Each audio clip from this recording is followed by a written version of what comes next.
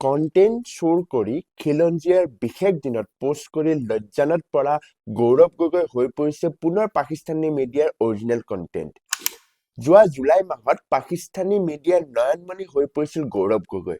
কাৰণ সংসদৰ অধিৱেশনত অপাৰেচন সিন্দুৰৰ সফলতাক বিফলতা বুলি প্ৰতিপন্ন কৰিবলৈ উঠি পৰি লাগিছিল গৌৰৱ গগৈ আৰু ইয়াকেই পাকিস্তানী মিডিয়াই নিজৰ বাতৰিত প্ৰকাশ কৰিছিল।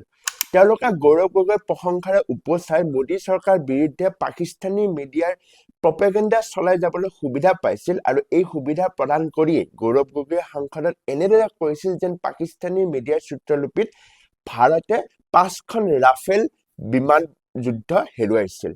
ঠিক আকৌ SIRক লৈ গৌৰৱ গগৈয়ে এনে দুটামান টুইট কৰিছিল যি পাকিস্তানী মিডিয়াৰ অৰিজিনেল কণ্টেণ্ট হৈ পৰিছিল। গৌৰৱ গগৈৰ টুইটটোত এনেকৈ কোৱা হৈছিল যেন ভাৰতত বৰ্তমান যি চৰকাৰ চলি আছিল সেয়া অগণতান্ত্ৰিক। সাধাৰণ দৃষ্টিত চাবলৈ গ'লে এয়া এক সহজ কথা যেন লাগিলেও ই এক চিন্তনীয় বিষয়। পাকিস্তানী মিডিয়াই গৌৰৱ গগৈৰ টুইট কেইটাক লৈয়ে নিজৰ প্ৰপেগেণ্ডা চলাবলৈ আৰম্ভ কৰিছিল। গৌৰৱ গগৈয়ে যেন প্ৰথমটো টুইটত পাকিস্তানী মিডিয়াত অহা দেখা পাই উৎসাহিত হৈ আকৌ দ্বিতীয়টো টুইট কৰিছিল আৰু সংবাদ মাধ্যমক বক্তব্য ৰাখিছিল।